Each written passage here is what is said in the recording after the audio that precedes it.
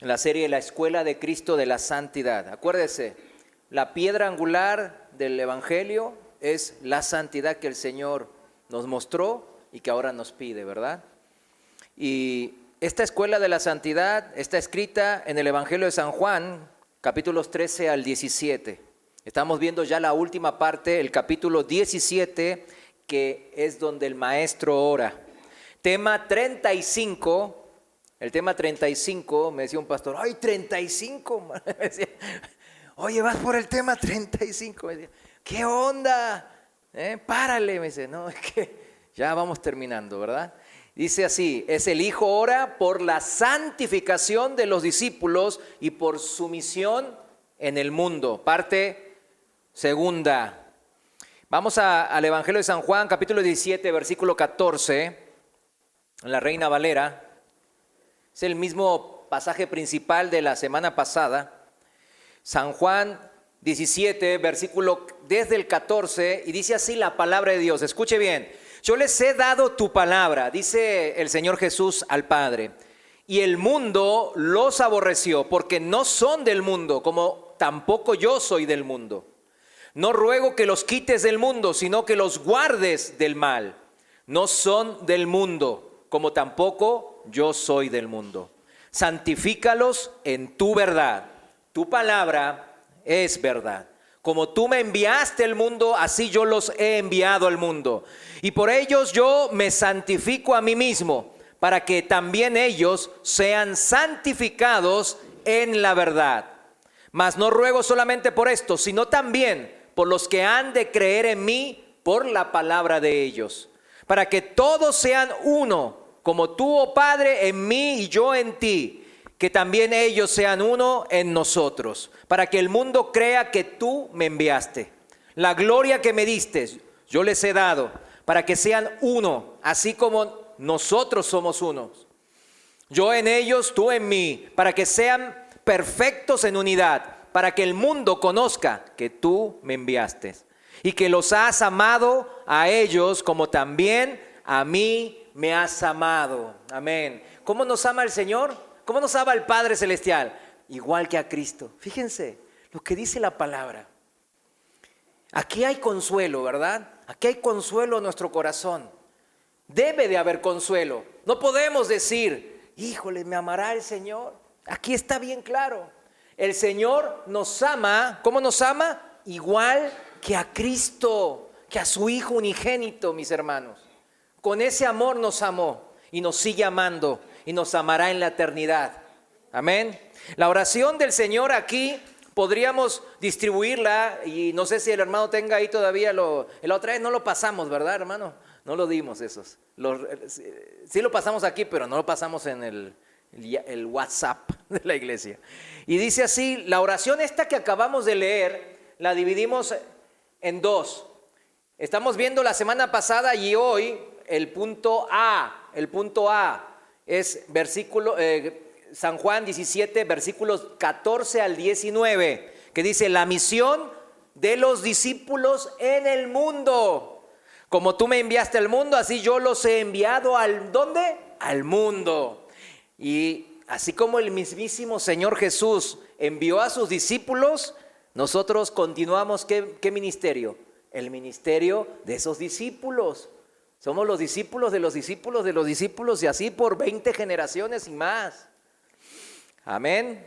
Bueno, y el punto B lo vamos a ver en la siguiente enseñanza de esta serie, que es versículos 20 al 23. El efecto, la consecuencia de la misión de los discípulos, que dice, mas no ruego solamente por ellos, sino también por los que han de creer en mi palabra, por la palabra de ellos, de los apóstoles. Amén. Y aquí estamos, ¿verdad? 20 siglos después, creyendo en lo mismo que creyeron los apóstoles. Exactamente lo mismo. ¿Quién puede preservar la palabra incorruptible, pura y eficaz? Solamente el Señor, mis hermanos. La obra es del Señor. A eso fuimos nosotros llamados. No es obra de hombre, sino las obras de hombres se corrompen y se terminan y el viento se la lleva. Esto lo veremos en la siguiente enseñanza, este punto B. La semana pasada, como dijimos, empezamos este punto A y el punto A lo dividimos en la siguiente resumen que aparece en pantalla en 3. Fíjense, el Señor estaba orando con un orden, Dios de orden, ¿ven? 3 puntos. El punto 1 que vimos la semana pasada, vivíamos la situación, el mundo los aborreció, versículo 14, y la petición del Señor Jesús fue que los guardes del mal, versículo 15. Hoy veremos el 2 y el 3.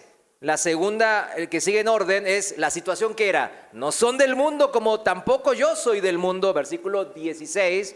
Y la petición del Señor Jesús era: santifícalos, ¿en qué cosa?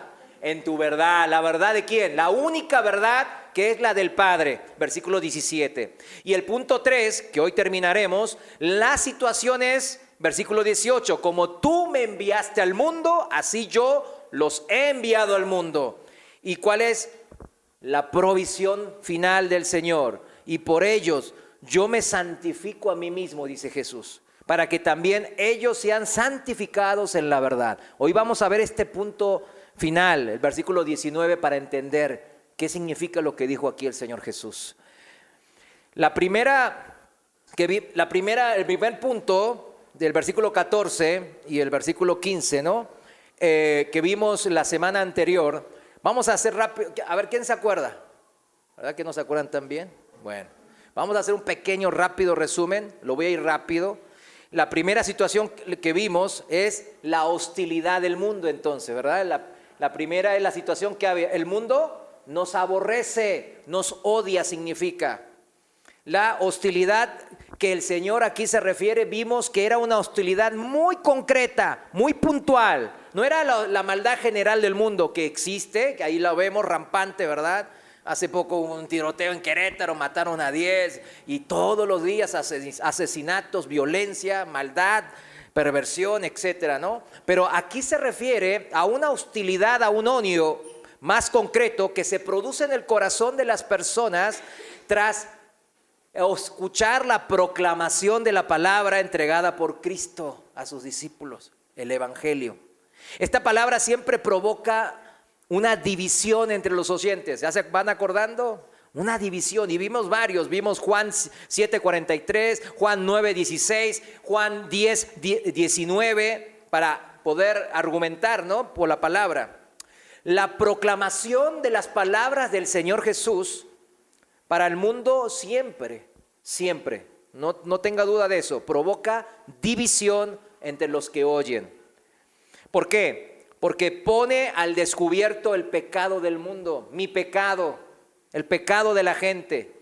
Y se dividen entre los que inmediatamente son confrontados por estas palabras del Señor y sus corazones se compungen y se dejan guiar por el arrepentimiento genuino de sus pecados. O sea, esos pecados que cometíamos antes, que practicábamos, ya no quiero hacerlos, ya no me interesa. Me interesa el amor de Cristo. Y queremos ser reconciliados, vueltos ¿a quién? A Dios. Como pasó con esas 3,000 personas que se convirtieron al escuchar el primer discurso del apóstol Pedro. ¿Se acuerdan en Hechos capítulo 2 que decían que, bueno, ustedes crucificaron al Hijo de Dios? Y ellos se compungieron de corazón, dice la palabra. Y le preguntaron a Pedro y a los apóstoles: varones hermanos, ¿qué haremos? Ya la regamos, ya hicimos todo mal, ya no somos dignos, somos pecadores, somos basuras. Pero ¿qué le dijo Pedro? Arrepiéntanse, bautícese cada uno en el nombre de Jesucristo para perdón de pecados. Es el bautismo del Espíritu Santo, cuando uno realmente se arrepiente de sus pecados. Porque para arrepentirse de nuestros pecados, mis hermanos, es algo importante esto, crucial, porque es el nacimiento de nuevo. Es pasar a ser hijo de Dios, hijos del diablo, hijos de Dios. ¿Cómo puede ser esto? ¿Verdad? Como decía Nicodemo, ¿cómo puede ser esto? Porque el nacimiento, cuando uno realmente dice, en vez de compadecerse de sí mismo, ay, yo, el sufrido, cómo sufrí en la vida, todo el mundo me odia, me robaron, me timaron, me estafaron, se aprovecharon de mí, me abusaron, etcétera. En vez de estar pensando en eso, uno piensa en lo que yo abusé del Señor, en lo que yo lo lastimé. Porque usted sabe, cuando usted peca, peca contra Dios, principalmente. Entonces se compunge de corazón, como dice la palabra en Hechos 2, y quiere arrepentirse, quiere reconciliarse con ese Dios, porque los apóstoles decían, y nosotros decimos lo mismo que ellos, hay una puerta abierta, el Señor la dejó abierta, clavándose Él mismo en la cruz, dejándose clavar. Y en ese perdón de pecados que recibimos, somos hechos nuevos y recibimos el don del Espíritu Santo. Pero los otros, los que escuchan la palabra de salvación, de vida eterna, y siguen, pues, ¿qué importa qué hizo Jesús? Que está en la cruz, que por qué tuvo que morir, no sé si lo hizo o no me vale. Pobre de mí, pobrecito de mí, y que yo sufrí, yo sufro, nadie me quiere, mi jefe me odia, no tengo dinero, no tengo dónde ir, y se compadecen de sí mismos, se compungen de sí mismos, ¿verdad? Debemos de abandonar esa. Nosotros no somos de ese grupo, mis hermanos. Debemos de humillarnos ante Dios y no ante nuestras propias experiencias o malas experiencias. Debemos de abandonar las armas que estamos empleando contra Dios. El pecado es contra Dios. Amando más nuestros pecados que al Dios que nos creó. Ese mismo Dios que murió en la cruz por nosotros, por nuestros pecados. Pero el primer grupo que se compungió y se arrepintió y recibió el don del Espíritu, habían aceptado la palabra de Jesucristo. ¿Ahora qué? Son vistos como traidores. Traidores a las que la rechazan, a la gente del mundo. Como consecuencia, el mundo los aborrece, puesto que ya no son del mundo, así como Jesús tampoco era del mundo. La primera petición entonces fue que Jesús rogaba para que no nos quites del mundo, sino que los guardes del mal. ¿Pero en dónde? Dentro del mundo. Versículo 15 era eso, ¿no? El Señor sabía bien quién gobernaba temporalmente este mundo. ¿Quién? El príncipe de este mundo le llegó a llamar en Juan 14:30, ¿no? No solo sabía quién era Lucifer, ¿verdad? El Satanás. Sabía que era uno de los ángeles poderosos. Sabía que tenía un poder para poder engañarnos y llevarnos a la destrucción eterna. Pero Él dijo, no quiero sacarlos del mundo. No solo Satanás, Jesús sabía que se iba a oponer a los que habían creído en su palabra mediante persecuciones, ¿verdad? Tribulaciones, sino que también, y esa es la principal arma de hoy día, intenta seducirnos con la mundanalidad, mis hermanos, con el compromiso a las cosas de este mundo. Y eso siempre es a través del pecado, mis hermanos, que nos aleja de Dios. Pero nuestro Señor lo sabía y no estaba asustado. Fíjense, esta oración se puede ver la confianza que tenía nuestro Señor Jesús. No los quites del mundo, guárdalos en el mundo. Por eso no oró que los sacase de este mundo, que nos sacase de este mundo. Cuando un general de un ejército, mis hermanos, ve que las fuerzas enemigas está ganándole a sus tropas en forma determinante, son más poderosas, son más numerosas, están ganando. ¿Qué tiene que hacer ahí el general? Pues dar la orden de retirada, si no van a morir todos masacrados, ¿verdad? Reagruparse atrás y formar otra estrategia, ganar tiempo, esperar refuerzos, etcétera, ¿no? Salvarlos de una masacre. Pero el Señor Jesús no lo hizo así. No oró para que el Padre nos sacase de este mundo cuando nos convertimos. Qué bien sería, ¿no? Me convierto y ya me voy con el Señor. No, hombre.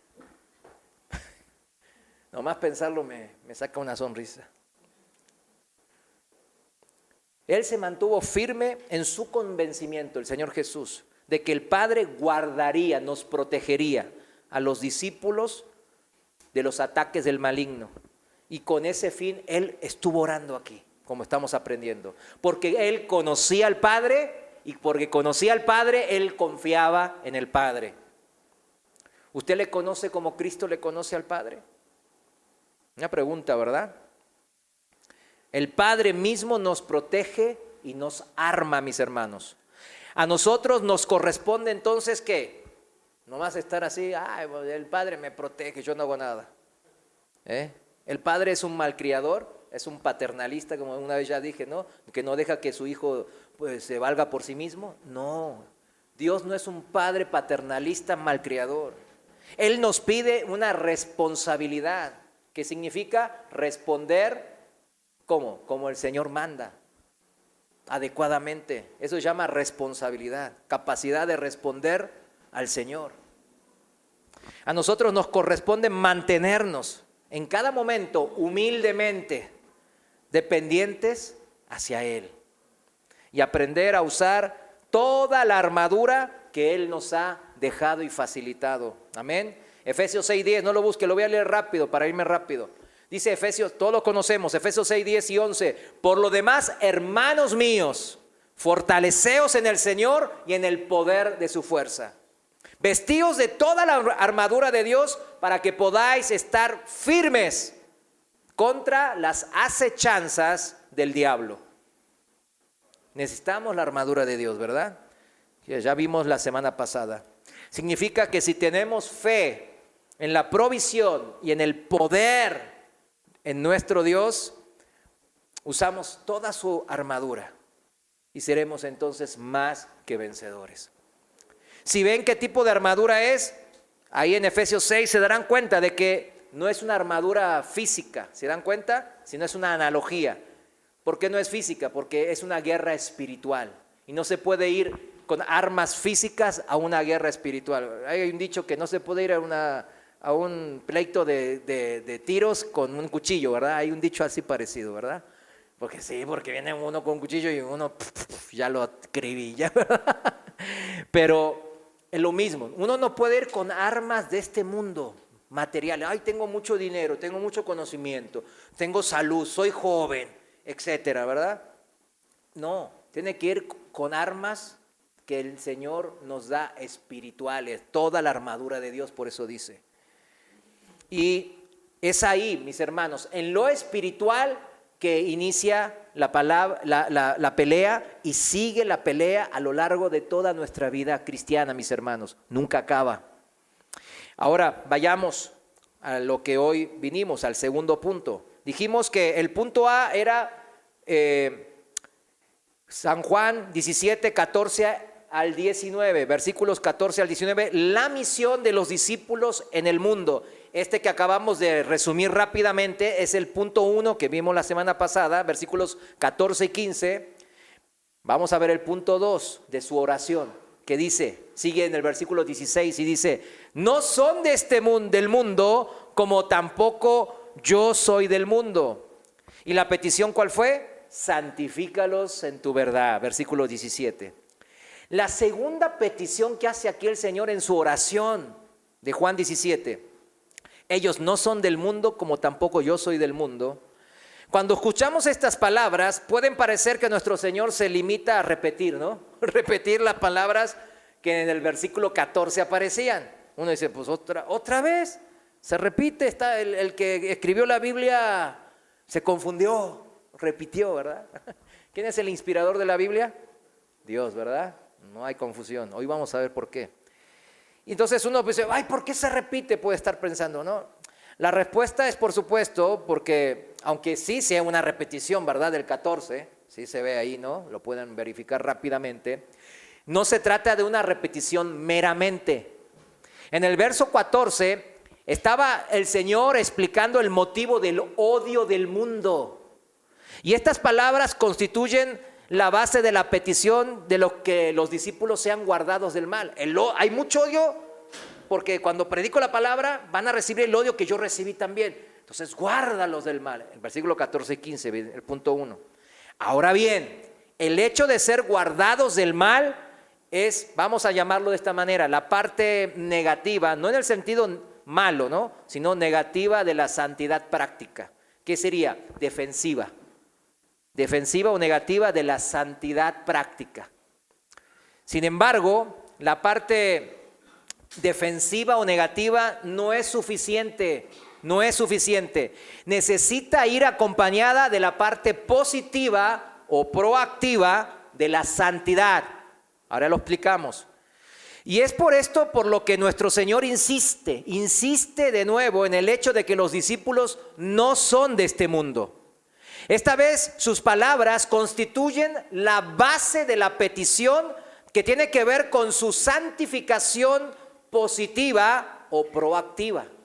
En el punto 2 tiene que ver con las bases, sienta las bases de nuestra santificación positiva o proactiva. Por eso la segunda petición es: santifícalos en la verdad, tu palabra es verdad. Esa fue la segunda petición, ¿verdad? De la situación que se vivía. Para ilustrar estas dos caras de la santificación, podríamos considerar el ejemplo de los utensilios. ¿Vieron que había utensilios en el templo? En el templo del Antiguo Testamento de los israelitas. Para poder utilizar en el servicio a Dios estos utensilios, primero que tenían que estar limpios, ¿verdad que sí? Los utensilios tenían que estar limpios. Ni la más mínima mancha podían estar en estos utensilios. No podían estar sucios en ninguna manera. No podían estar usados o maltratados, nada. En caso de encontrarse mal, pues, o sucios o lo que, tenían que limpiarse enseguida, de la manera que Dios pedía. Pero, o sea, no bastaba que un utensilio estuviese limpio y sin mancha. ¿Se dan cuenta? A fin de cuentas, muchas amas de casa de aquel entonces utilizaban utensilios limpios y sin mancha cuando comían en el diario, ¿verdad? Y estos utensilios no se utilizaban en el templo. ¿Por qué no se utilizaban en el templo? Porque nunca se habían dedicado al servicio a Dios. No eran utensilios dedicados al servicio a Dios. ¿Sí entienden? Eran utensilios ¿para qué? Para el diario, para la comida diaria, ¿verdad? Las amas de casa los empleaban en sus propios usos domésticos. Para que un utensilio pudiese utilizarse en el servicio a Dios, no solo tenía que estar limpio, sino también entera y exclusivamente, repito, entera y exclusivamente dedicado al Señor. Y sucede lo mismo con los discípulos de Cristo, mis hermanos. Para ser útiles como testigos de Cristo en el mundo, los discípulos tienen que dedicarse positivamente, proactivamente, ¿a quién? Al servicio de Dios. Este principio no solo se aplica a los que son llamados a gastar su tiempo y energías, su vida en las obras espirituales. Por ejemplo, un pastor. Sino también se aplica a todos los creyentes, mis hermanos. ¿A quiénes? A todos los creyentes, sea la que sea su actividad. Obreros cristianos. Ahorita que fui a Cuitzeo, pues había algunos hermanos que se dedicaban al campo, eran agricultores, ¿verdad? Y hasta había un ingeniero, fíjense, ahí. Y yo saqué un ejemplo de matemática y justo me dijo, no, hermano, sí dijo bien el ejemplo. Y era profesor de matemáticas él. Pero fíjense, en el rubro, pues comerciante, empresario, ingeniero, abogado, lo que sea, ama de casa, todos los cristianos son exhortados a hacer todo lo que hacen, todo lo que hacemos, ¿como para quién? ¿Como para quién? Para el Señor, dígalo, como para el Señor y no para los hombres, puesto que servimos al Señor, mis hermanos. Eso es la manera del cristiano. No, solamente él porque es líder en la iglesia. No, a todos nos toca. Colosenses 3, 23 y 24. Colosenses 3, versículo 23 en la Reina Valera dice así: y todo lo que hagáis, hacedlo de corazón, o sea, desde lo más profundo de su ser, como para el Señor y no para los hombres, sabiendo que del Señor recibiréis la recompensa de la herencia, porque a Cristo el Señor servís. Ay, pero entonces no hay otro, no hay un versículo 24b que diga, y a los que hay cristianos que no sirven. ¿Hay cristianos que no sirven? No hay. La Biblia lo menciona bien claro. Los cristianos todos sirven. Si no, no son cristianos. Así de sencillo. O sea, yo no puedo interpretar de otra manera este versículo, o ayúdenme cómo, ¿verdad?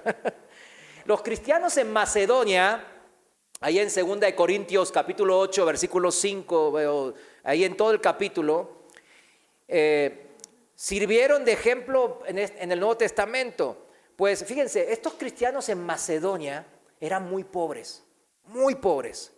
Y cuando se les pidió que donasen, que ofrendaran para un fondo para ayudar a los creyentes que estaban en Jerusalén, que estaban pasando una hambruna, o sea, no tenían ni qué comer. Ellos sorprendentemente fueron muy generosos. El apóstol Pablo ahí lo deja escrito en 2 Corintios 8. Y dice que dieron más allá de sus fuerzas. Imagínense, ay, mis hermanos están sufriendo. Y a ver qué hacemos. Así lo relata el apóstol, ¿verdad? Aquí en 2 Corintios 8. Pero ¿cuál fue el secreto de los cristianos de Macedonia? ¿Cuál fue el secreto? Escuche bien. Asimismo se dieron primero al Señor. Ese es el secreto, mis hermanos, del cristiano, del verdadero cristiano. Y usted hoy lo ha aprendido. Así que ya no tiene excusa. No se vale. El secreto de que ellos pudieron dar tan generosamente, aún siendo pobres, es porque se dieron a sí mismos primeramente al Señor. Se entregaron al Señor primero. Señor, no tengo, pero ayuda a los hermanos, o dame para que pueda darles. Imagínense una oración así. ¿Hace cuánto nace una oración así, mis hermanos? ¿Sabe? Le va a sacar una lágrima a nuestro Padre allá en el cielo. Ay, este hijo, qué grande es mi hijo. Está creciendo, está entendiendo. No es todo para él la vida esta. ¿Qué nos llevamos de esta vida? Nada. Nada nos llevamos, dice. Con nada vinimos y nada nos llevamos. Seamos buenos administradores de lo que Dios nos da. Y Dios nos va a dar más. Para gastarlo en mí, no. Sí se disfruta también, pero siempre con el pensamiento de, Señor, ¿cuál es tu voluntad? Porque a ti me doy, primero a ti yo me doy, como los cristianos en Macedonia. Y luego ellos descubrieron, ¿verdad?, que el dinero, ¿verdad?, era de Dios. Y según la voluntad de Dios, ellos hicieron. Y así como el dinero o como la ofrenda que dieron, hablamos de tiempo, hablamos de servicio en una congregación o en su casa. Piénselo. La norma para la vida cristiana verdadera, vamos a resumirla, y quién mejor que el apóstol Pablo para resumirla, en Romanos capítulo 14. Vayamos ahí, versículos 7 al 9. Porque no podemos ser cristianos sin saber, pues, ¿a qué se dedican los cristianos? Hay abogados, dije, hay gente de campo, hay gente, amas de casa, comerciantes, lo que sea, empleados, lo que sea. La norma que nos rige a todo cristiano es, versículo 7, Romanos 14, 7, Reina Valera dice, porque ninguno de nosotros vive, ¿para quién? Para sí mismo. No vive el cristiano para sí mismo. Pero muchos cristianos están pensando en llenar sus barrigas nomás. Como muchos predicadores de la prosperidad, ¿verdad? Ahí está lleno. Sus iglesias están abarrotadas. ¿Sabe por qué están abarrotadas? Porque ellos nomás quieren ir a escuchar a que les endulcen los oídos, dice Pablo. Ninguno de nosotros, cristianos, vive para sí. Y ninguno muere para sí. Ni siquiera podemos morirnos cuando queramos. ¿Se me entiende? Pues si vivimos, para el Señor vivimos. Y si morimos, para el Señor morimos. Amén. Y así pues, sea que vivamos o que muramos, del Señor somos. Porque Cristo para esto murió y resucitó y volvió a vivir.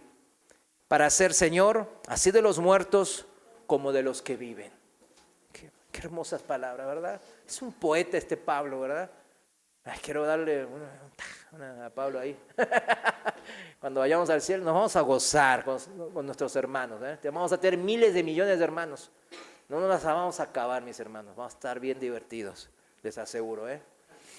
Recordemos, no basta que los utensilios estén limpios.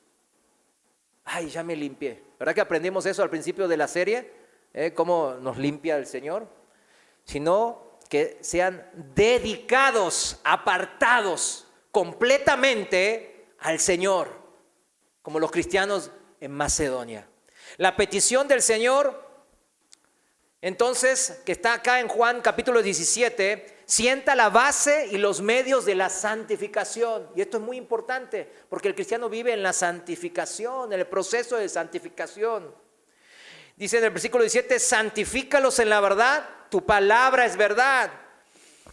Consideremos, mis hermanos, en primer lugar, el fundamento sobre el cual Cristo oró por la santificación de los discípulos.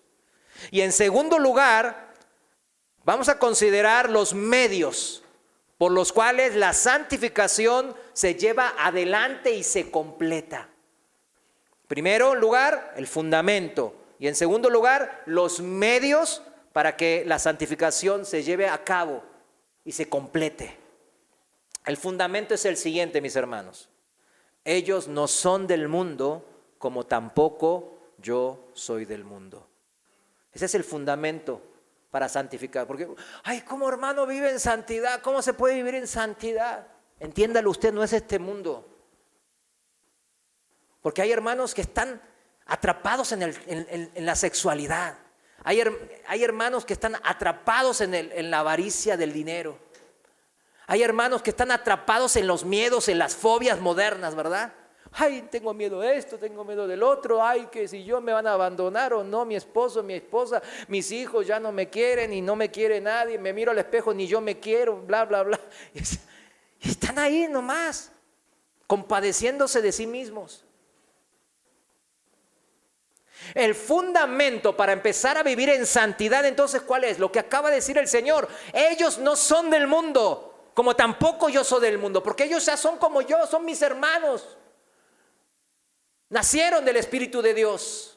Entonces, ellos tampoco son del mundo. ¿Cómo llegaron a ser no de este mundo? ¿Cómo llegaron a ser no de este mundo? Llegaron a hacerlo ¿al qué? Al nacer ¿de dónde? ¿Desde dónde? Desde arriba. Del Espíritu de Dios.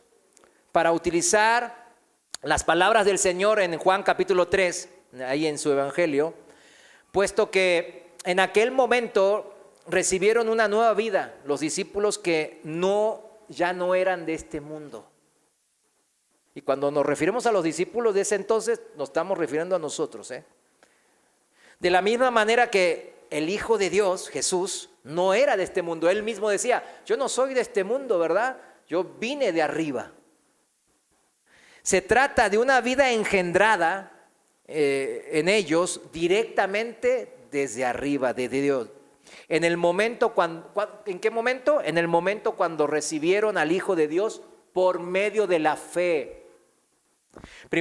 Juan capítulo 1, vayamos ahí rápidamente. Juan capítulo 1, versículos 11 al 13. Importantísimos versículos. Reina Valera, Juan 1:11, dice así la palabra de Dios.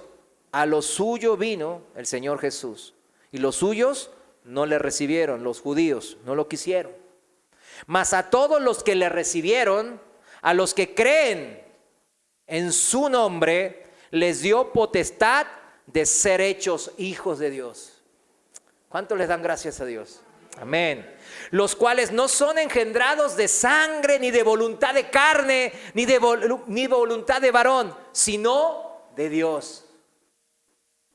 Dios quiso que fuéramos hijos suyos, de su voluntad, de su corazón, de su amor hacia nosotros, salió este plan de salvación y de hacernos hijos de Él. En el momento del nuevo nacimiento, del lavamiento de la regeneración, del lavamiento de todo el cuerpo, de una vez por todas, como leímos al principio de la serie. ¿Se acuerdan en Juan 14? Ya que los discípulos ya no eran de este mundo, tendrían que estar entregados de forma positiva, proactiva. ¿A qué cosa? Al servicio de Dios. Ya lo van entendiendo. O sea, las cosas de este mundo ya pierden significado. No tenían el mismo significado que le damos antes. Es mi vida. Vivo para trabajar, vivo para ganar dinero, vivo para mantener a mi familia. No, Dios mantiene a mi familia. Dios es mi proveedor. Hay que empezar a vivir dependiendo del Señor. Y los discípulos tendrían que mantenerse en este espíritu de entrega. Hay que mantenerse en ese espíritu de entrega. ¿Cómo se realiza esto? ¿Qué medios se emplean? Y Cristo mismo en su oración tiene la respuesta. Santifícalos en tu verdad. Tu palabra es verdad. Mientras desempeñaron la tarea de vivir y testificar a Cristo en el mundo, los discípulos, ¿verdad? Ellos estarían inmersos ¿en qué? En las ideas, en los esquemas, en los tejemanejes, dicen algunos, en las motivaciones y en los métodos de este mundo. Así como nosotros vivimos en este mundo, aunque no somos de este mundo. Pero cuando nos sumergimos a este mundo, ¿qué nos encontramos? Cosas perversas, cosas feas, cosas violentas, cosas malvadas. Y ahí vemos sus ideas, sus filosofías, sus esquemas. Y habría un peligro constante, mis hermanos, de que la iglesia, el cuerpo de Cristo, se desviase de su devoción a Cristo y adoptase las actitudes y la táctica del mundo. Con demasiada frecuencia la iglesia ha caído en eso. El cristianismo se ha asociado a los sistemas políticos, a los sistemas religiosos de los hombres que prevalecieron en diferentes épocas. Lejos de ser una virgen pura, prometida a Cristo, fiel a Él como su Señor, como su esposo, la iglesia se corrompió a lo largo de los siglos.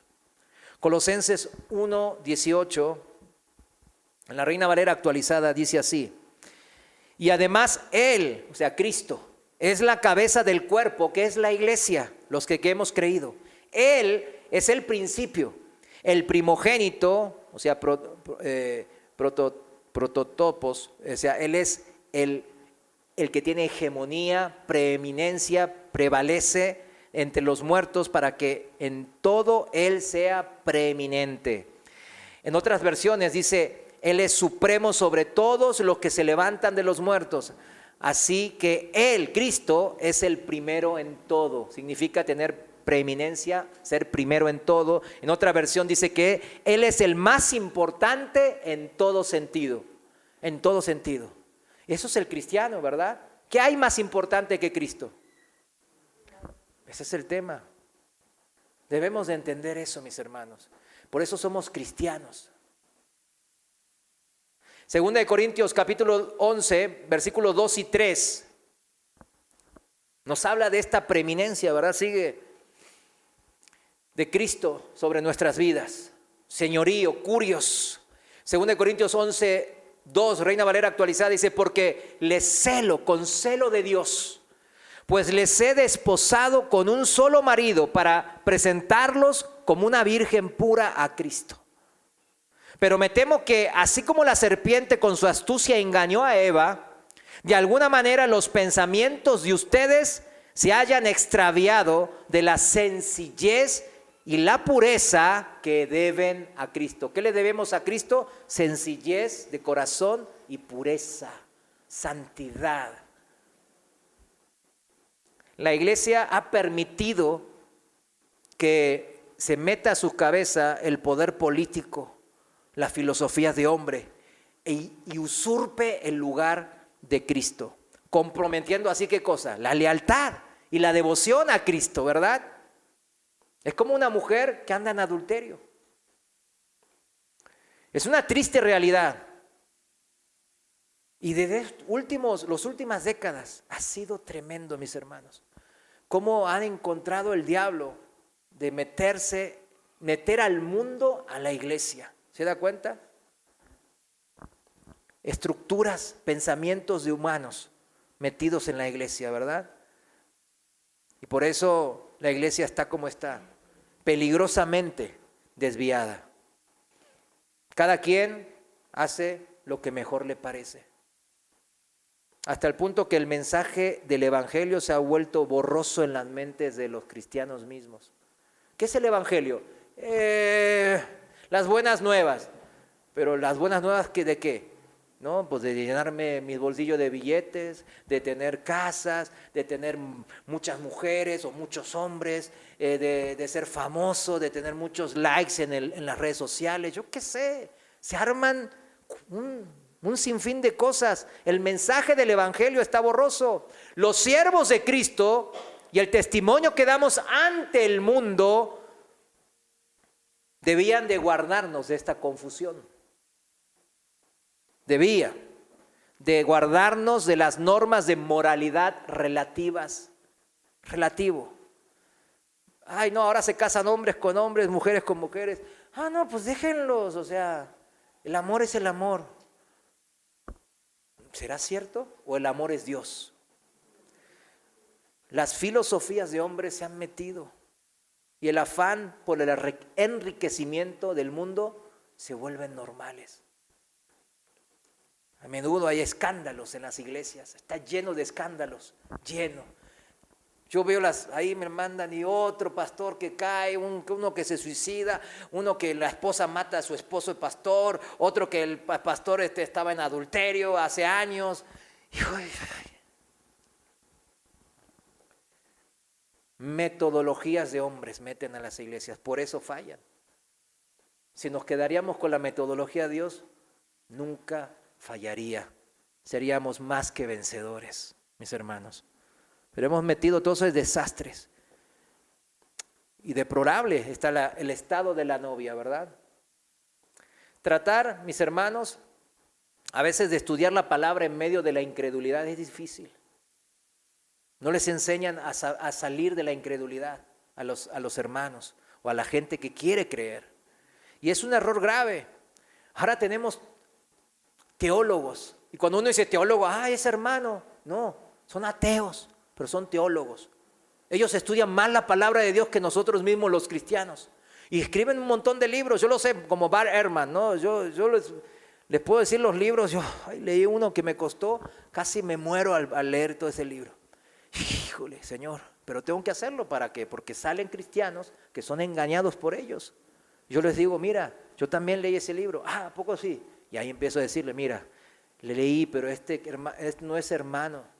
Y ya empiezo a explicarle.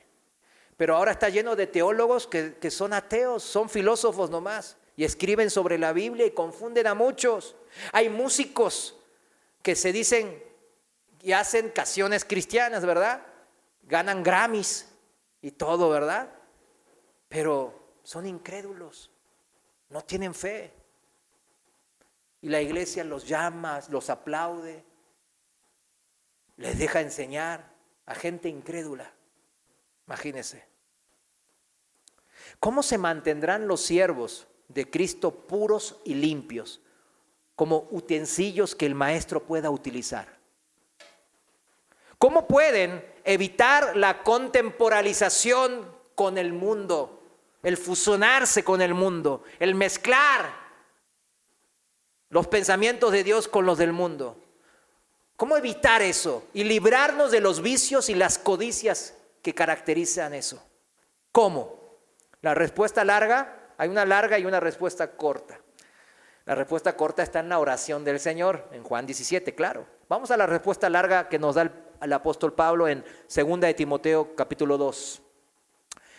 Usted lo lee en su casa todo, 2 de Timoteo 2, para el que anota versículo 14 al 26.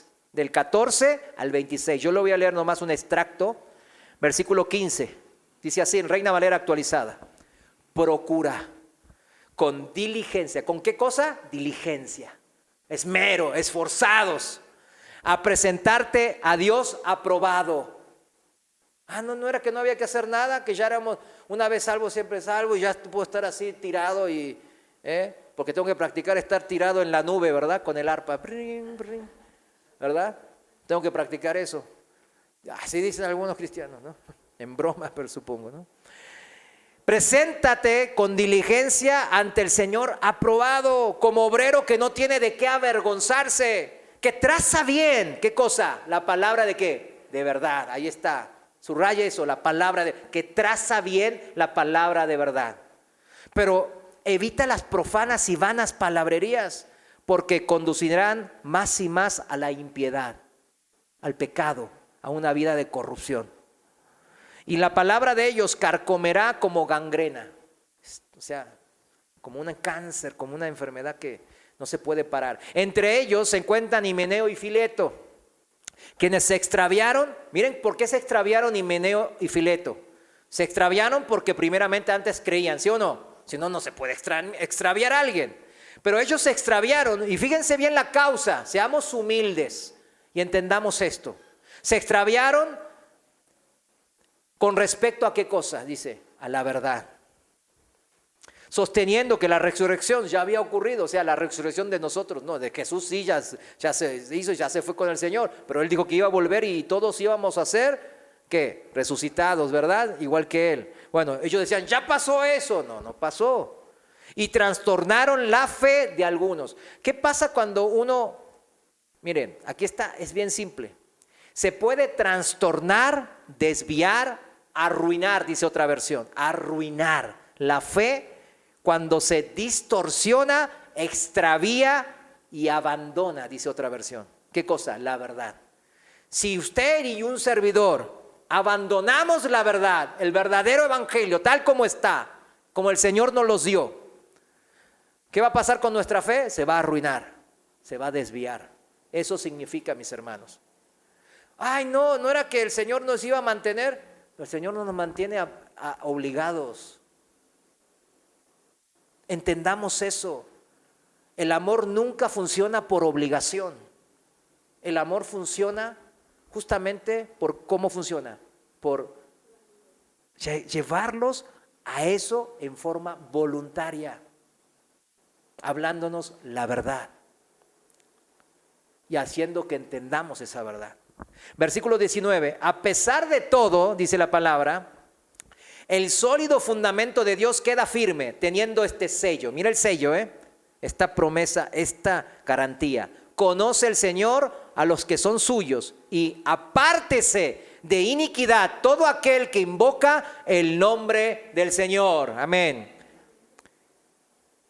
¿Cómo me gusta el apóstol Pablo? Cómo es un gran escritor, ¿verdad? Inspirado por el Señor, claro. Respuesta corta, dijimos. La respuesta corta a cómo mantenernos puros y limpios para servir como utensilios dignos al Señor, cómo evitar mezclarnos con el mundo, librarnos de los vicios y las codicias de este mundo de corrupción. La respuesta corta del Señor es por la verdad de Dios. Punto. Pero ¿qué es la verdad? Como decía Poncio Pilato, ¿no? ¿Qué es la verdad? El mundo siempre, ¿qué es la verdad? La verdad es la palabra de Dios.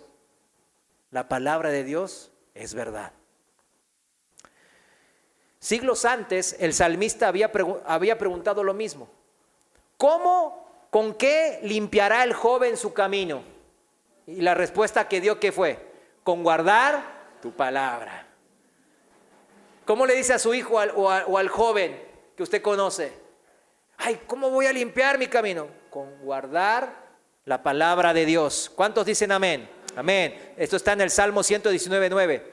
Vayamos más rápido. Esta respuesta sigue siendo válida para todos los creyentes. Amén. Sea joven, sea mayor, sea a nivel comunitario, a nivel individual, en toda época, en todas circunstancias, en todos los rincones de la tierra, esta palabra es válida. Es porque es la verdad del único que dice verdad, que es nuestro Dios. La clave de la continuidad, de la santificación y o algunos, ¿no? De recuperar, ¿no? En caso de que pues, se desviaron o andan en pecado, practicando pecado, puede uno ser pues, recuperado, ¿verdad? En caso de que sea necesario. La clave de continuar nuestro proceso de santificación es el estudio aplicado de ¿qué cosa? de la verdad, de la palabra de Dios. La obediencia que nos compromete, ¿verdad? A lo que nos compromete el Señor. Y la práctica constante de cada uno de sus preceptos, de sus instrucciones. Hay que practicar lo que uno estudia en la palabra. Ay, no, pues yo soy así. A mí no me cambian. Y esto y lo otro. Bueno, pues sí, claro, Dios así de bueno y paciente es el Señor. Porque si fuese por mí, no, la manita de gato le aplico inmediatamente. Ay, pues ajuéstese a lo que dice la palabra, le va a ir mejor, hermano. Pero el Señor, pues ahí los deja, ¿verdad?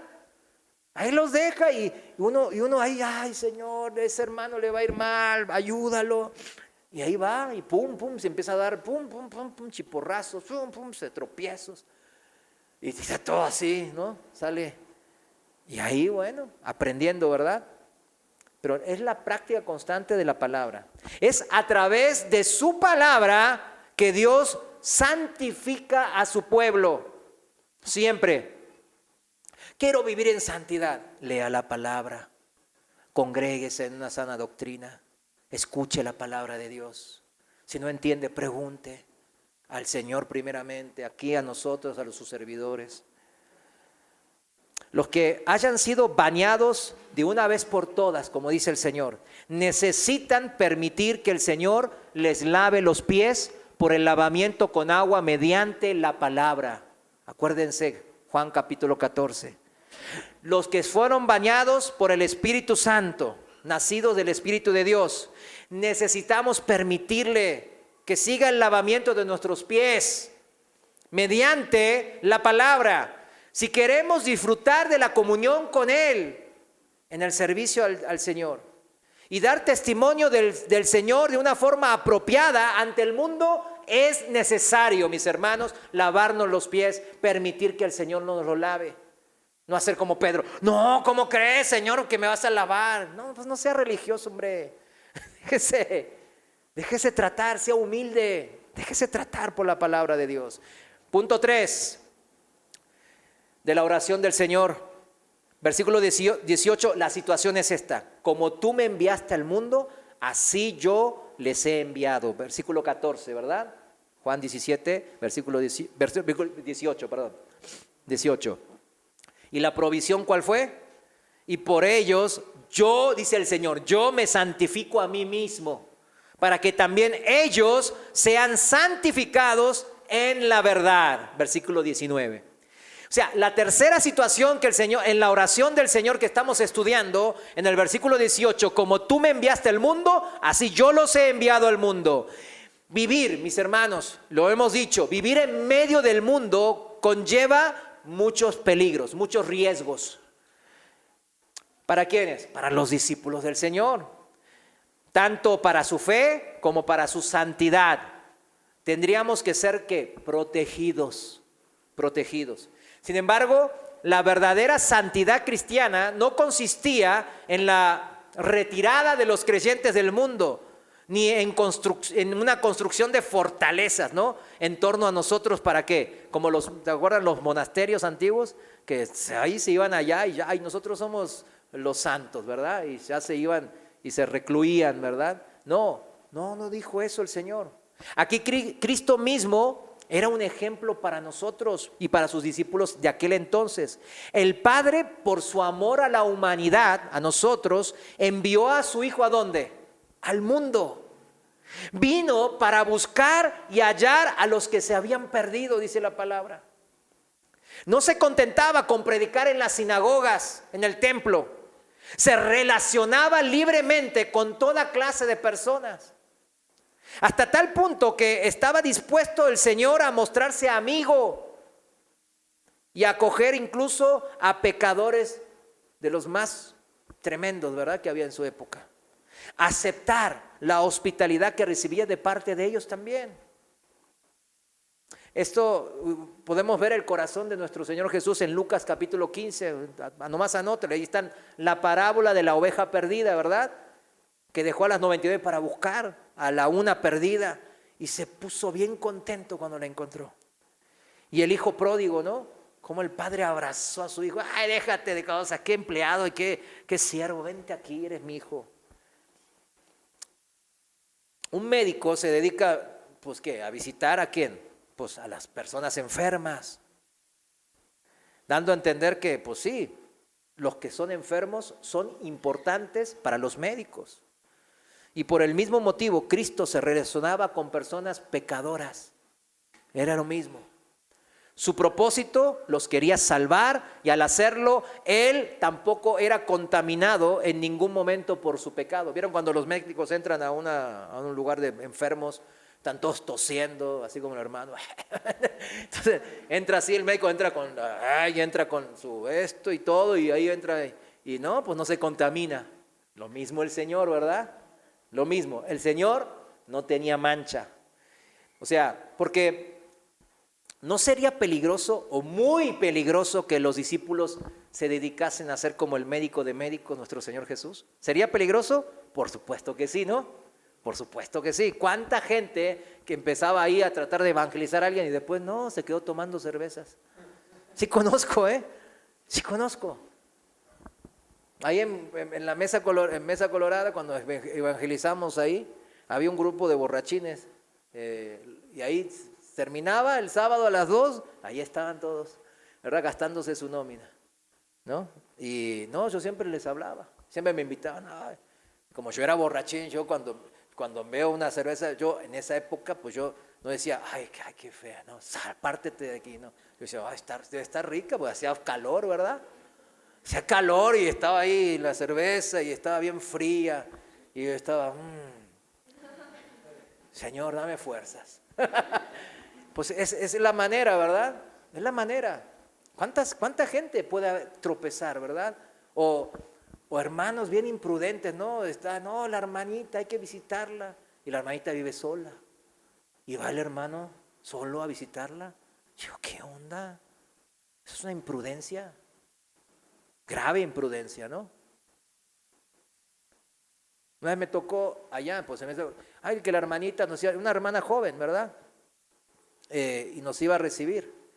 Entonces yo digo, está bien. Y ya llego y el esposo no estaba. Digo, no, pues hermana, ¿no dijo que su esposo iba a estar? No está. No, me voy a tener que retirar. No, pásele un ratito. No voy a pasar, hermana, discúlpeme, perdóneme, no quiero ser grosero, pero le agradezco, pero no. Es que hay que ser prudentes, mis hermanos, también, ¿no?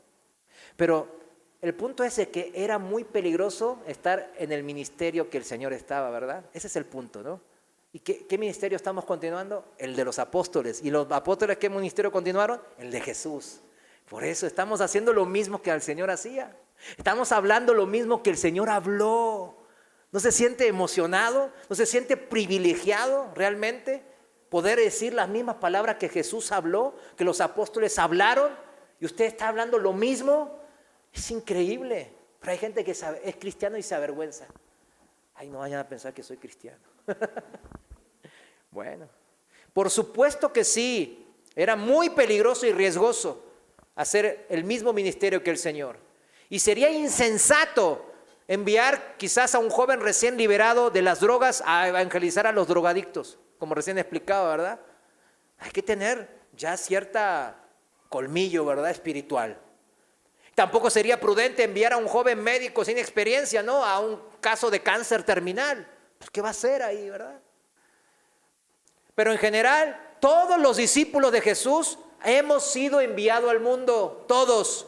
Y el mundo, a todos los niveles, es un lugar peligroso, mis hermanos. Sin embargo, Cristo, que nos ha enviado, y los envió a esa época a sus discípulos, ha previsto los peligros y ha hecho provisión para que podamos afrontar todos estos peligros. Gracias a Jesús, ¿verdad? La provisión, el versículo 19, vamos a leerlo. Y por ellos, dice el Señor Jesús, yo me santifico a mí mismo, para que también ellos sean santificados en la verdad. Ay, ¿qué querrá decir esto, verdad? ¿Cómo que me santifico a mí mismo? Pues el Señor nunca tuvo mancha, nunca Él pecó, ¿verdad? Durante toda su vida Él fue un santo e inmaculado, ¿verdad? No había pecado en Él, dice 1 Juan 3:5. No conocía pecado, no cometió pecado alguno, dice el apóstol Pedro en 1 Pedro 2:22. En Hebreos 7:26 dice, porque tal sumo sacerdote, Jesucristo, nos convenía, santo, inocente, puro, apartado de los pecadores y exaltado más allá de los cielos. Amén. Entonces, ¿a qué viene esto de santificarse a sí mismo? Que decía el Señor aquí en Juan 17. ¿De qué está hablando de santificarse a sí mismo? No lo dijo en el sentido de limpiarse a sí mismo. Él no es pecador, vuelvo a decirlo, ¿verdad? Puesto que él, pues claro, no necesitaba ser limpiado. Él es puro, él es Dios. Pero en el otro sentido de la palabra, hablaba de ser apartado, separado para la obra a la que Dios el Padre le había llamado, le había encargado. A eso se refiere, que yo me santifico a mí mismo. Tal vez, para que sea de ayuda, una ilustración. Cuando Dios mandó a Israel a que le construyese un tabernáculo, ¿verdad? En el desierto, ¿se acuerdan a Moisés así? En el cual él pudiera acudir y morar entre el pueblo, ¿verdad? Dijo. Que nombró a uno como sumo sacerdote, a Aarón, ¿se acuerdan? Para los que somos cristianos y leemos la Biblia, Aarón. El noble oficio de Aarón consistía en entrar en este tabernáculo y encontrarse con Dios como representante del pueblo. Y con este fin tuvo que ser santificado Aarón como sumo sacerdote. Es decir, separado, apartado de todos los demás para dedicarse a este propósito de ser sumo sacerdote. Ahora bien, hace mucho tiempo que Dios quitó el tabernáculo, ¿verdad? Terrenal, el templo y todo, junto con todos los sacerdotes terrenales, ¿verdad? Gracias a Dios, ¿verdad? Si no, usted tendría que estar con el corderito, matarlo, imagínese, ay, yo me imagino eso, digo, ¿se imagina? Y los que tenemos ahí muchas cicatrices de pecadores como un servidor, no hombre, 100 borreguitos, ya que ha cansado de matarlos, ya ni entra el cuchillo, ay, ya me tiembla la mano. Hace mucho tiempo Dios quitó el tabernáculo terrenal. Ahora, solo queda un sumo sacerdote nombrado por Dios. ¿Quién es? Jesucristo, amén. Eso está para los que quieren, ¿en dónde? En Hebreos capítulo 7. Además, no lleva a cabo su oficio en un tabernáculo terrenal el Señor, sino ¿en dónde? En el cielo mismo. En Hebreos capítulo 8, versículos 1 y 2 está eso. Y también en Hebreos capítulo 9, versículo 24, ese sí se lo voy a leer en la traducción viviente. Hebreos 9, 24 dice, pues Cristo no entró en un lugar santo hechos por manos humanas, que era solo una copia del verdadero que está en el cielo. En el cielo está el trono de Dios, está el verdadero tabernáculo. Él entró en el cielo mismo para presentarse ahora delante de Dios a favor de ¿quién? De nosotros. Qué bien. Qué bonito leer la palabra, ¿no? Encuentra tantas promesas. Por lo tanto, al estar orando en la presencia de sus discípulos ahí en el jardín de Getsemaní, Juan capítulo 17, me regresé a Juan 17, ¿no? Y al hablar de santificarse a sí mismo, a fin de que ellos, los discípulos, también fuesen santificados de verdad, se refería al hecho de que estaba a punto de dejarlos y dejar el mundo en sí, con el propósito de separarse para dedicarse a las dos grandes tareas a las que Dios lo había llamado, a la que el Padre lo había llamado. Y con esto terminamos hoy, las dos grandes tareas.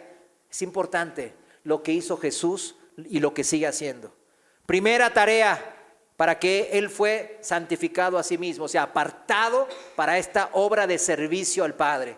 Primera, darse en sacrificio por el pecado de todo el mundo en la cruz, de modo que limpiase y santificase a todo el pueblo.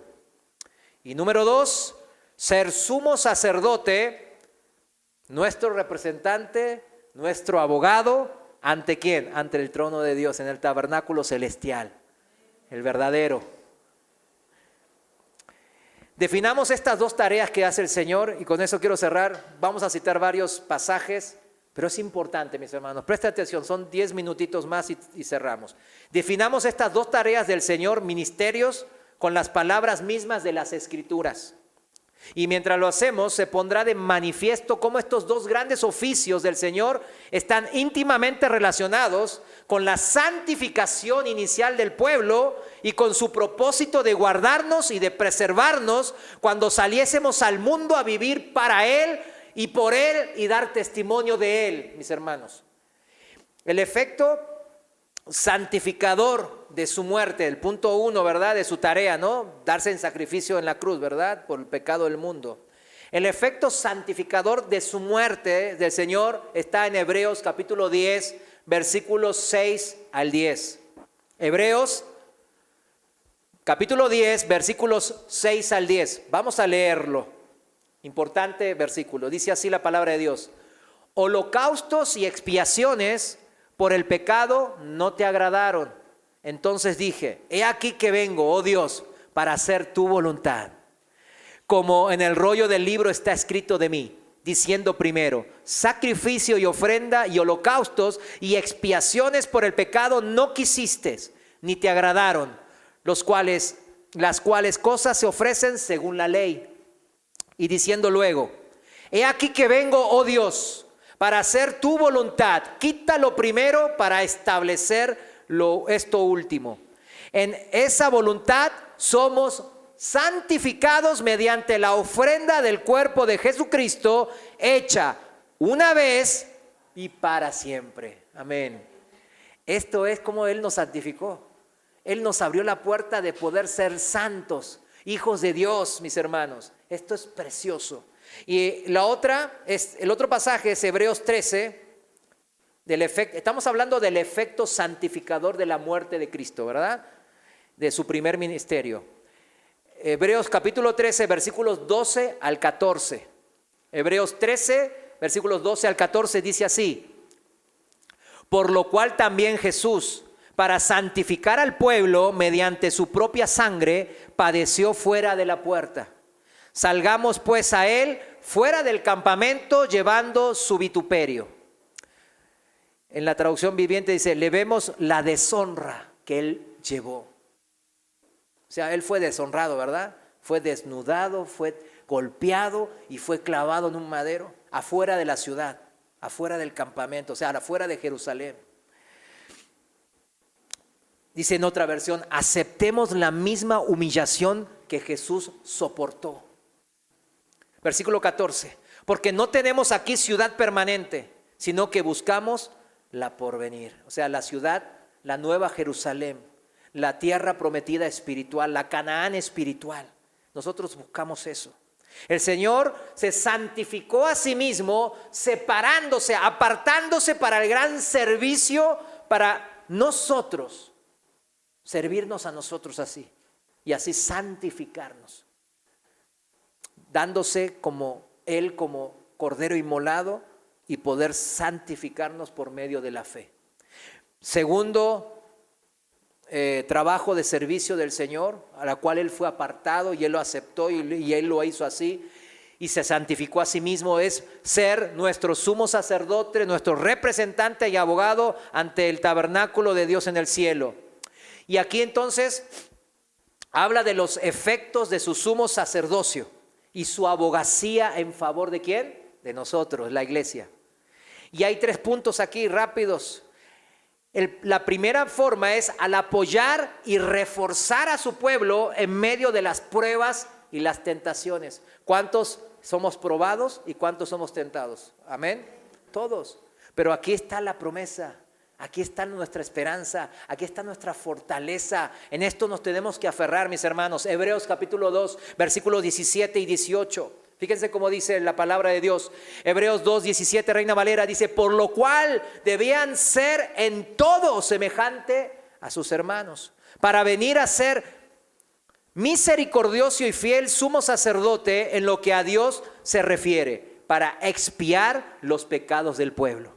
Pues en cuanto Él mismo padeció siendo tentado, es poderoso para socorrer a los que son tentados. Amén. Dios es poderoso. ¿Quién lo va a sacar de esas tentaciones que está sufriendo? De esas pruebas. ¿Quién? El Señor va a interceder por nosotros. Hebreos 4, 14 al 16.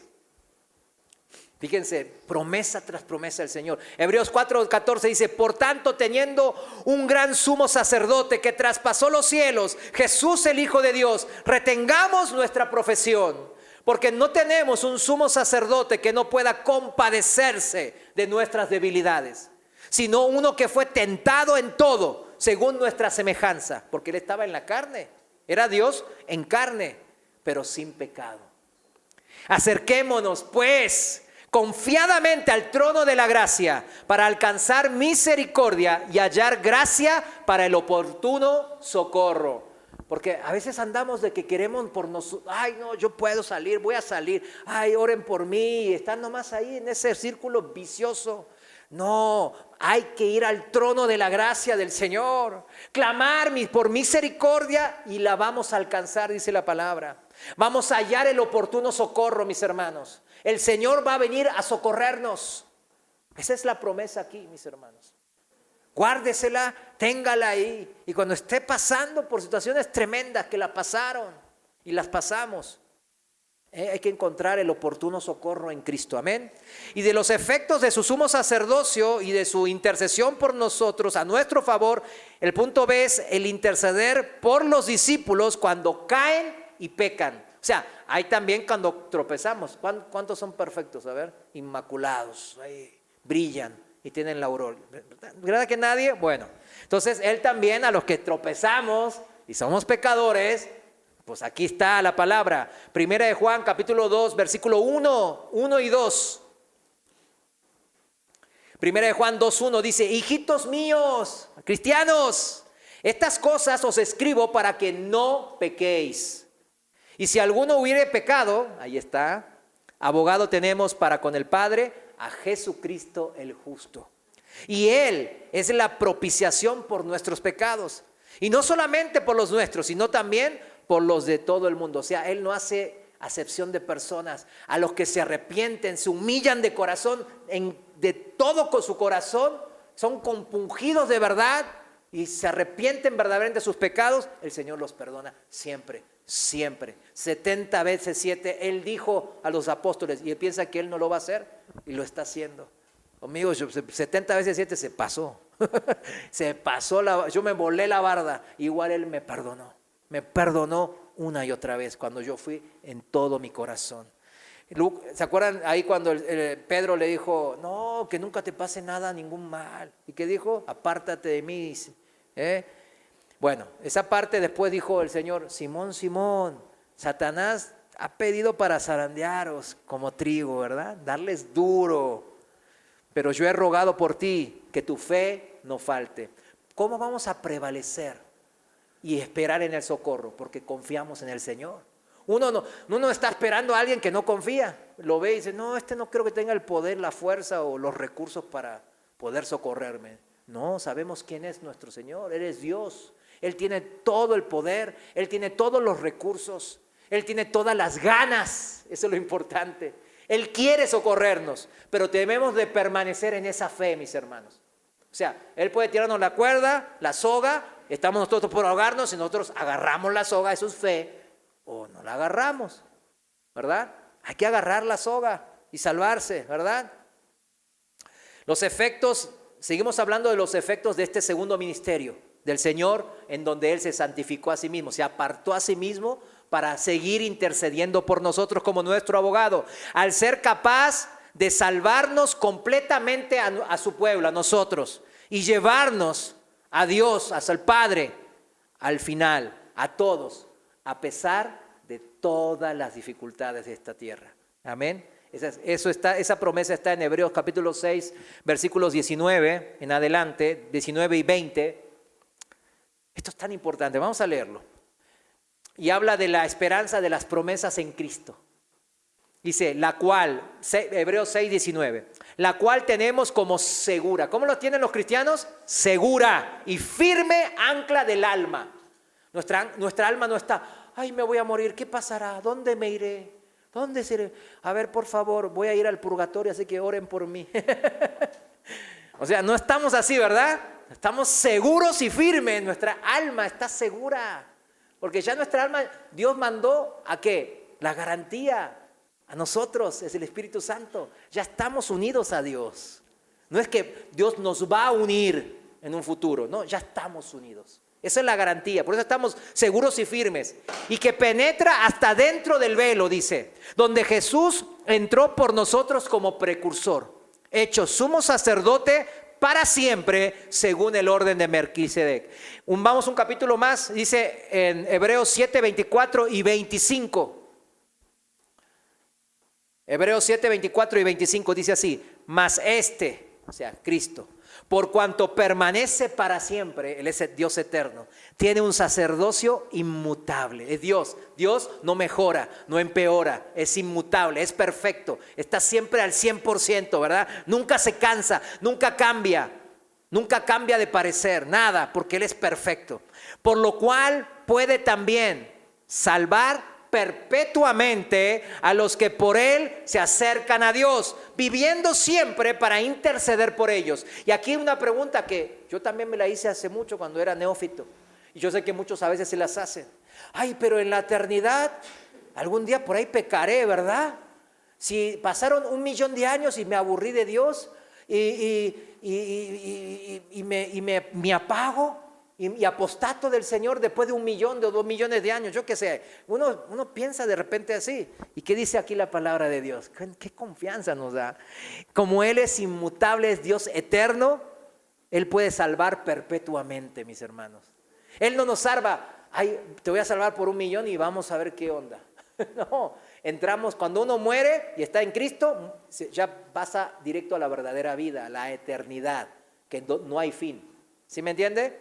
Amén. Y el último versículo que nos da esperanza de este sacerdocio, del sumo sacerdote que tiene el Señor, dice en Romanos 8, 34, hasta el final, solamente lo voy a leer una parte. Todos conocemos bien este pasaje, ¿verdad que sí? Y es uno de los que más esperanza nos da, ¿sí o no? Este pasaje a veces cuando estoy ahí medio agüitado, pues voy y lo leo. Y digo, no, pues sí. Ay, Señor, me diste nuevas fuerzas. Y vamos a leer de Romanos 8:34, dice: ¿quién es el que condenará? Cristo es el que murió. Más aún, el que también resucitó, el que además está a la diestra de Dios, el que también intercede por nosotros. ¿Quién nos separará del amor de Cristo? ¿Tribulación, o angustia, o persecución, o hambre, o desnudez, o peligro, o espada? Antes, el versículo 37 voy a leer. Antes, en todas estas cosas somos más que vencedores por medio de aquel que nos amó. Por lo cual estoy seguro. ¿Que estoy qué? Seguro de que ni la muerte, ni la vida, ni ángeles, ni principados, ni potestades, ni lo presente, ni lo porvenir, ni lo alto, ni lo profundo, ni ninguna otra cosa creada nos podrá separar del amor de Dios, que es en Cristo Jesús, Señor nuestro. Amén. Es una de las que más me gusta, esta poesía de Pablo. Es uno de los pasajes más. El Señor es más que capaz de salvarnos completamente a su pueblo, a los que hemos creído, y llevarnos hasta el final, hasta la tierra prometida en la eternidad, y dejar atrás todas estas dificultades, todos estos problemas, todos estos traumas, vamos a decirle así, todas estas injusticias que pasamos en esta vida. Todo va a quedar sepultado y de eso ya no va a haber memoria, dice. El viento se lo va a llevar y nosotros vamos a estar en la eternidad gozándonos con el Señor. ¿Cuántos cristianos tenemos problemas? Todos. ¿Cuántos tenemos enfermedades? Todos. ¿Cuántos tenemos tribulaciones y persecuciones? Pues todos. Pero el Señor dice bien claro, como dijo Pablo en 2 Timoteo 4:17, pero el Señor estuvo a mi lado y me dio fuerzas para que por mí fuese cumplida la predicación. Y en el 18 dice, y el Señor me librará de toda obra mala y me preservará para su reino celestial. Así hay que creer como Pablo creyó. Es la misma fe, mis hermanos. No se ningunee, ¿verdad? Usted tiene la misma fe porque creyó en el mismo evangelio, creyó en la misma verdad, la verdad de Cristo. O sea, nuestra fe no es menor que la de Pablo, mis hermanos. Y usted puede decirlo con convicción. Por eso está escrito, por eso el apóstol Pablo fue inspirado para que escriba eso. porque de esa fe misma nosotros podemos decir lo mismo, exactamente, me preservará para su reino celestial. A Él sea la gloria por los siglos de los siglos. Amén. ¿Cuántos dicen amén? Amén. Levántese, póngase de pie, vamos a orar. Señor, te damos gracias. Gracias porque tú eres un Dios bueno. Siempre estás a nuestro favor. Por eso podemos amarte, porque tú nos has amado primero. Y sentimos y vivimos de ese amor. Ese amor es un alimento tan puro, tan hermoso, tan nutritivo. Señor, gracias por tu palabra, porque tu palabra es verdad. Santifícanos en tu verdad, mi Dios. Para todos aquellos jóvenes o viejos, neófitos, que con muchos años en Cristo, en la fe, Señor, te pedimos que nos santifiques en tu verdad. Elimina, Señor, en nuestra mente y en nuestro corazón toda filosofía de hombre que nos aparta de ti, mi Dios. Ayúdanos a sostenernos en tu verdad, que es la que nos santifica. Gracias por tu verdad hoy, mi Dios, que nos ha hecho más maduros, más fuertes, más firmes y más seguros en todas tus promesas que nos has dado a nosotros, tus hijos. En el nombre de nuestro Señor Jesús. Gracias. Amén. Denle un fuerte aplauso al Señor. Él lo merece. Él es digno. Bendito es.